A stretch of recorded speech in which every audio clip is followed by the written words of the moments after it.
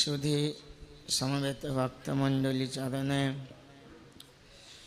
শ্রদ্ধা প্রীতি শুভেচ্ছা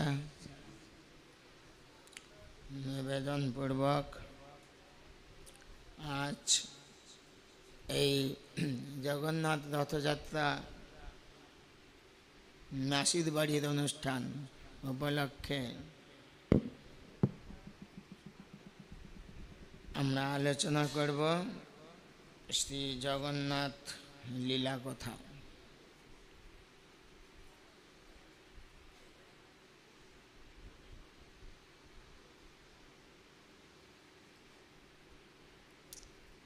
তো আপনারা কেমন আছেন? ভালো?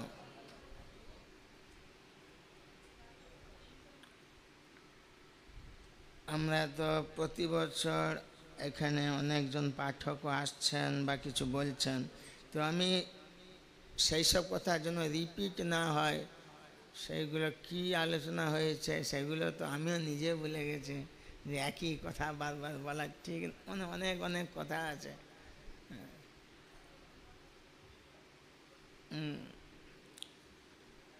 তো শুধু এইটুকু জানা দরকার আছে, হ্যাঁ, আমরা ব্রহ্মার যে দিবসে ব্রহ্মার দিবাভাগে অর্থাৎ 12 ঘন্টায় 14 জন মনু রাজত্ব করেন এবং প্রত্যেকটা মনু রাজত্বকাল 71 চতুর্যুগ। 71 চতুর্যুগ মানে একটা চতুর্যুগ মানে সত্য, ত্রেতা, দ্বাপর, কলি, এরকম 71 বার সত্য, ত্রেতা, দ্বাপর, কলি, সত্য, ত্রেতা, দ্বাপর, কলি, এরকম 71 বার এরকম চতুর্যুগ আবর্তিত হলে এক মন্বন্তর হয়। এইরকম 14টা মন্বন্তর হলে ব্রহ্মার মাত্র 12 ঘন্টা হয়।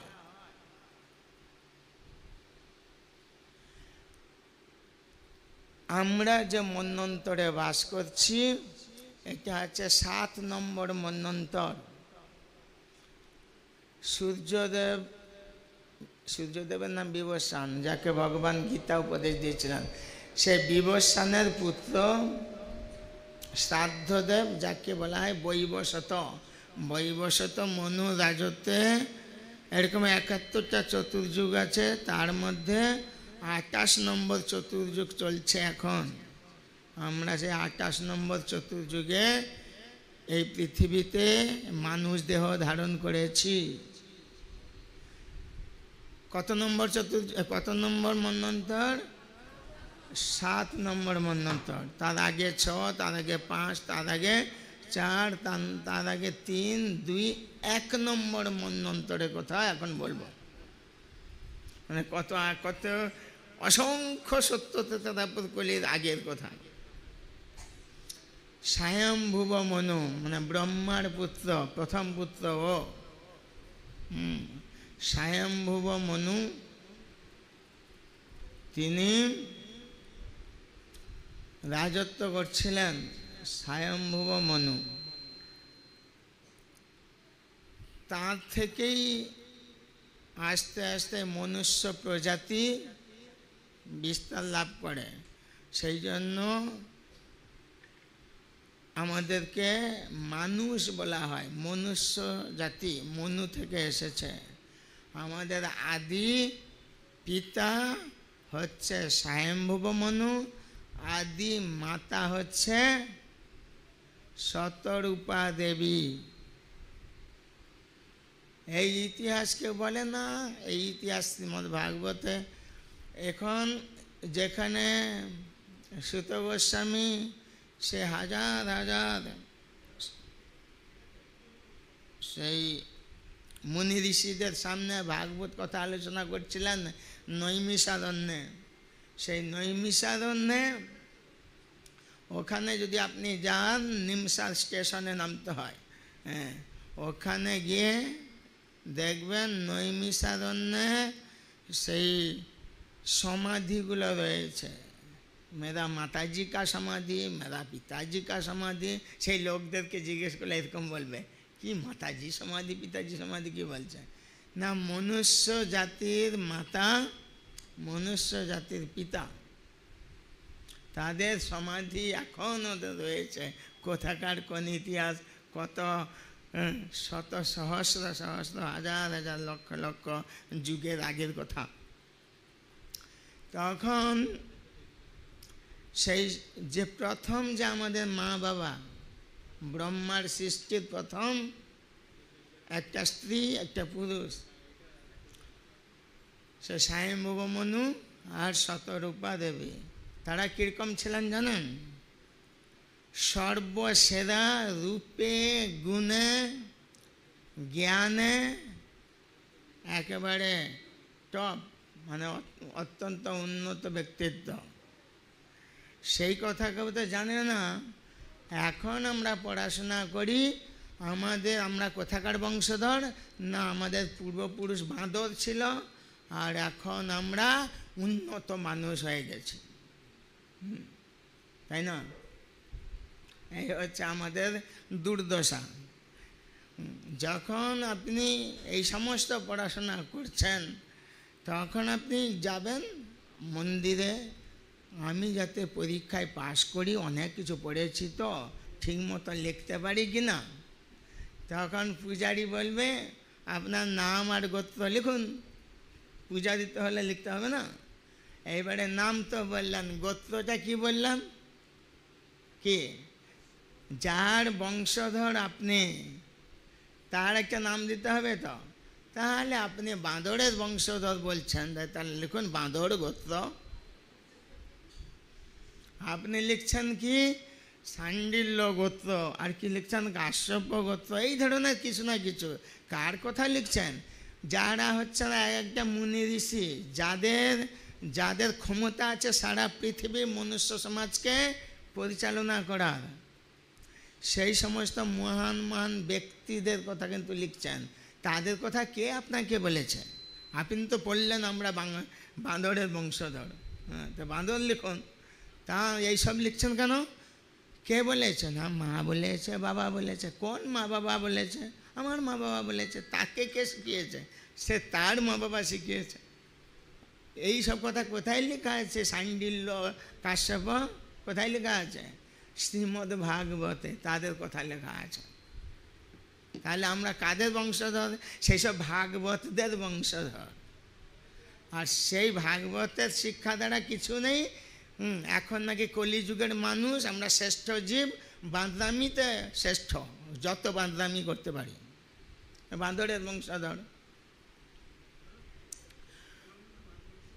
তো সেই যে বললাম মাতা পিতা শতরূপা দেবী আর স্বয়ম্ভুব মনু, সেই স্বয়ম্ভুব মনুর দেখুন প্রথম দিককার কথা কীরকম বলছে।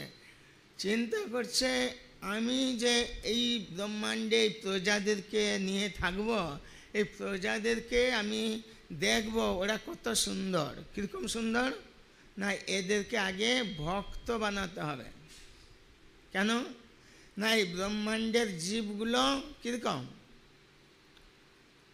ভক্ত তো বৈকুণ্ঠের জীব। আর এই ব্রহ্মাণ্ডে যারা আছে, আপনার চৈতন্য চরিতামৃতে পড়েছেন না, কৃষ্ণ ভুলি জয়ী জীব অনাদি বহির্মুখ অতএ মায়া তারে দেয় সংসার দুঃখ। এটা আছে দুঃখময় সংসার। ভগবদ্গীতা পড়েছেন না, দুঃখালম, কিন্তু সুখালম কোনটা? বৈকুণ্ঠ জগৎ। তো বৈকুণ্ঠে যারা আছে তারা কৃষ্ণ অন্তর্মুখ, মানে কৃষ্ণমুখী, সব কৃষ্ণ সেবান্মুখ। আর এই কারা এই জড় জগতের বাসিন্দা হয়েছে, দুঃখময় জগতে, মায়ার জগতে? না, যারা কৃষ্ণ বহির্মুখ, কৃষ্ণকে বাদ দিয়ে নিজে কৃষ্ণ হতে চায়, নিজে ভোক্তা হতে চায়, নিজে আনন্দ পেতে চায়, সে ভগবানকে সেবা করতে চায় না, নিজে ভগবান হতে চায়। এইরকম একটা কোনো বহির্মুখ ভাবনা থেকেই এই জগতে আসতে হয়েছে। তো তাহলে এখানে কি হলো? স্বভাবতে অভক্ত লোক, তাই না? আর স্বয়ম্ভুব মনু যে আদি মাতা পিতার কথা বলছে, তাঁর চিন্তা হচ্ছে কি এই লোকদেরকে কি করে ভক্ত বানানো যাবে। সেই জন্য ওদেরকে ভক্ত বানাতে হলে এদের ভক্তি কথাগুলোকে শেখাতে হবে, এক। 2 নম্বর হচ্ছে ভগবানকে দেখাতে হবে। তো ভগবানকে দেখাতে হলে কীরকম করে দেখাতে হবে না, ভগবানের যে কীরকম রূপ সেইটা যদি ওরা না দেখে তাহলে কি করে ভক্ত হবে। সেই জন্য তিনি একটা মহান যজ্ঞ শুরু করেছিলেন। সেই যজ্ঞ কুণ্ডে দেশলাই দিয়ে নয়, মন্ত্র যোগে মুখ দিয়ে মন্ত্র করলে ও আগুন জ্বলবে। আর সেই সমস্ত মন্ত্র করতে করতে সেই যজ্ঞ কুণ্ড জ্বলছে। এমন সময় সেই যজ্ঞ কুণ্ড থেকে দারু ব্রহ্ম ভগবানের একটা বিগ্রহ রূপ সেই যজ্ঞ কুণ্ড থেকে প্রকাশিত হলো। সেই সময় দৈববাণী হলো, আমাকে স্নান বেদিতে নিয়ে তোমরা সপরিবারে পবিত্র জলে স্নান করাও। তখন সেই রকম দৈববাণী অনুসারে একটা সুন্দর স্নান বেদিতে নিয়ে সেই যজ্ঞ থেকে উত্থিত যে বিগ্রহকে স্নান করানো হলো। সেই বিগ্রহের নাম দেওয়া হলো জগন্নাথ। উনি জগতের আরাধ্য প্রভু। আর এই স্বয়ম্ভব মনু সপরিবারে আর সমস্ত সেখানকার যে যজ্ঞকারী সমস্ত মুনি ঋষিগণ সবাই সেই বিগ্রহকে স্নান করানো হলো। স্নান করাইলেন। সেই দিনটা হচ্ছে জ্যৈষ্ঠ মাসের পূর্ণিমা তিথি, স্নান পূর্ণিমা, জগন্নাথ স্নান পূর্ণিমা, সেই জন্য নাম হলো। আর যেহেতু ভগবান বিগ্রহ রূপে জন্মেছেন, আবির্ভূত হলেন, সেই জন্য তাকে বলা হয় জগন্নাথের জন্মদিন। যদিও জগন্নাথ কৃষ্ণের জন্মদিন হচ্ছে ভাদ্র মাসের জন্মাষ্টমী, কিন্তু বিগ্রহ রূপে কত আগে এইভাবে প্রকাশিত হয়েছিলেন। এ তো গেল। তারপরে আরেকটু কথা না বললে নয়। এই স্বয়ম্ভুব মনু আর এই শতরূপা দেবী ভগবানের লীলায়, ভগবানের সঙ্গে লীলাও করছেন এই জগতে যুগে যুগে। বিশেষ করে দাপর যুগে জগন্নাথ কৃষ্ণ রূপে যখন এখানে আবির্ভূত, আমাদের মানে দাপর যুগে, মানে আজ সে 1 নম্বর 2 নম্বর সব কথা তো বাদ দিলাম। এখন কত নম্বর মন্বন্তর? 7 নম্বর মন্বন্তরে যে কোনো এক সত্য যুগের ঘটনা, সেটা পরে বলছি। এই স্বয়ম্ভুব মনু, এই শতরূপা দেবী কৃষ্ণ লীলায় এই জগতে ছিলেন, কলিযুগেও আছে। তো তিনি হচ্ছেন, এই স্বয়ম্ভুব মনু হচ্ছেন অর্জুন, কুন্তিপুত্র অর্জুন। আর শতরূপা দেবী হচ্ছেন সুভদ্রা দেবী। বুঝতে পারছেন? ওনারা হচ্ছেন, সুভদ্রা দেবী হচ্ছে জগৎ মাতা, সমস্ত মনুষ্য প্রজাতির মাতা। যে কি নাম বললাম? শতরূপা দেবী, তিনি হচ্ছেন সুভদ্রা। বুঝতে পারছেন কথাটা? তো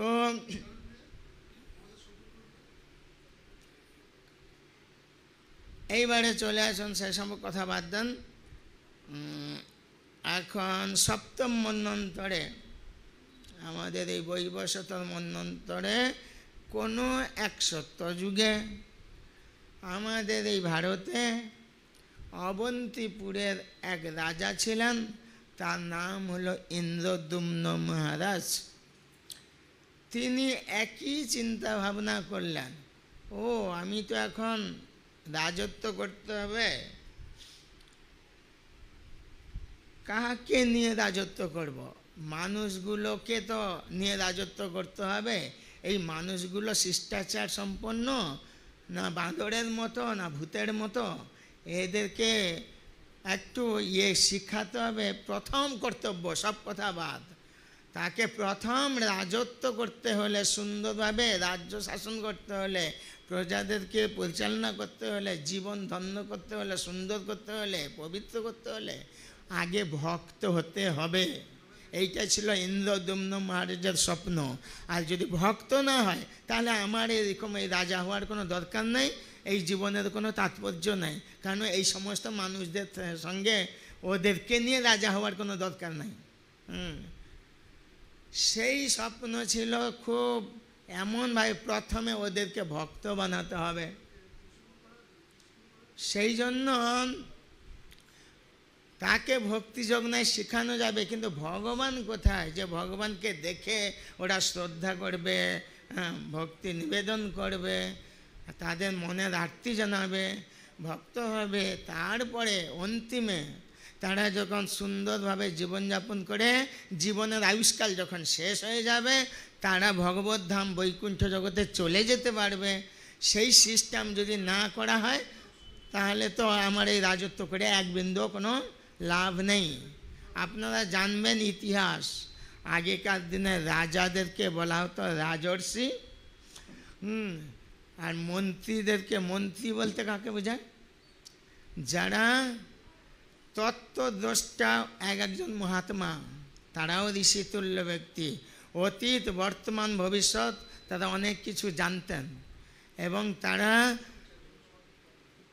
রাজাকে শুভ মন্ত্রণা দিতেন কিভাবে রাজ্য শাসন করলে রাজা এবং সমস্ত প্রজা সুখে দিন যাপন করতে পারবে এবং অন্তিমে ভগবত ধামে চলে যেতে পারবে। সেই মন্ত্রণা, শুভ মন্ত্রণা দানকারী ব্যক্তিদেরকে মন্ত্রী হয়। তো এখন প্রথম চিন্তা হচ্ছে ভগবানকে দেখাতে হবে, আগে একটা ভগবানের রূপ দেখাতে হবে এই সমস্ত প্রজাদেরকে, তারপরে শেখানো হবে এই ভগবানকে ভক্তি করো, এইভাবে চলো, এইভাবে চলো ইত্যাদি। সেই জন্য তিনি কি করবেন, একটা বিশাল মিটিং, ইষ্টগোষ্ঠী শুরু করলেন মন্ত্রীদেরকে নিয়ে। কে? রাজা ইন্দ্রদ্যুম্ন। সেই সমস্ত তত্ত্বদ্রষ্টা সব মন্ত্রীরা, তারা সব বসে আছে। এইবারে রাজার প্রশ্ন, তার নির্দেশটা, সে উদ্দেশ্যটা তিনি বললেন যে আমি ভগবানের একটা রূপ এই জগৎকে দেখাতে চাই, আপনারা বলুন কে কে ভগবানকে দেখেছেন। প্রশ্ন, মন্ত্রীদেরকে প্রশ্ন করছে রাজা ইন্দ্রদ্যুম্ন, কে কে ভগবানকে দেখেছেন? আপনারা বলুন দেখিনি কে কে দেখেছেন, হাত তুলুন। ওই একজন হাত তুলেছে, ফুল হাত তুলেছে, আর এদিকে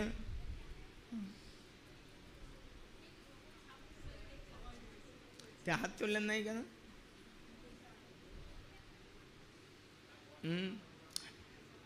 আপনারা যখন হাত তুলবো কি তুলবো না, কি যে হলো না, ঠিক ওই মন্ত্রীরাও চিন্তা করছে যে হঠাৎ করে আমি হাত তুলে দেবো, দিয়ে কী বলবো, কোথায়?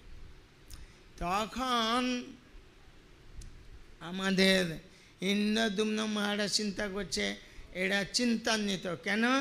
এরা জানে ভগবানের রূপ কীরকম, ওরা সব জ্ঞানী গুণী ব্যক্তিত্ব, কিন্তু হঠাৎ করে ওরা হাত তুলছে না, কিছু একটা চিন্তা ভাবনা করছে যে আমি যে ভগবানের রূপ কীরকম একটা যদি বর্ণনা করতে বলে তখন আমি কি করে কি বলবো।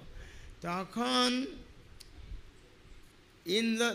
ইন্দ্রদ্যুম্ন মহারাজের রাজ দরবারে একজন দৈববশত এক পর্যটক সন্ন্যাসী এসে পৌঁছল, যে বিভিন্ন তীর্থে ঘুরে বেড়ায় সেই সন্ন্যাসী এসে যখন তাকে যথারীতি আদর আপ্যায়ন করে বসালেন আমাদের ইন্দ্রদ্যুম্ন মহারাজ, তারপরে তিনি প্রশ্ন তুললেন, হে সন্ন্যাসী ঠাকুর, আপনি কি ভগবানকে দেখেছেন?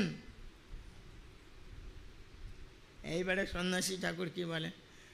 সন্ন্যাসী ঠাকুর বলছে, হে মহারাজ, আমি দেখেছি বলেই সে হাত তুলল। আমি ভগবানকে দেখেছি, অত্যন্ত অপূর্ব মোহনীয় রূপ। সেই রূপ যে একবার দেখবে সে কোনোদিন সেই রূপের কথা ভুলবেই না। বুঝতে পারছেন? আর আমাদের কত সেলফি তোলা হলো, কত রূপ দেখা শুনে, তবুও হচ্ছে না, আরও তুলতে হবে। কিন্তু উনি বলছেন যেই রূপ দেখা, সেই রূপ যদি কেউ একবার দেখে সে জীবনেও কোনোদিন ভুলবে না। সেই রূপটা মনের মধ্যে সবসময়, হৃদয়ে সবসময় যেন প্রকাশিত হচ্ছে কী রূপ। তখন সেই সন্ন্যাসী যেভাবে বলছে, সেও যেন সেই রূপ যে দেখেছে তাকে দেখে বোঝা যাচ্ছে। যখন কেউ ভগবানকে দেখেছে তার পরিস্থিতি কী হয় জানেন? তাকে সব সময় হাসি খুশি ভিতর থেকেই বোঝা যায়। আর যারা ভগবানকে দেখেনি তাদেরকে দেখতে তাহলে কীরকম হবে? মুখ গোমড়া, অবসন্ন, কি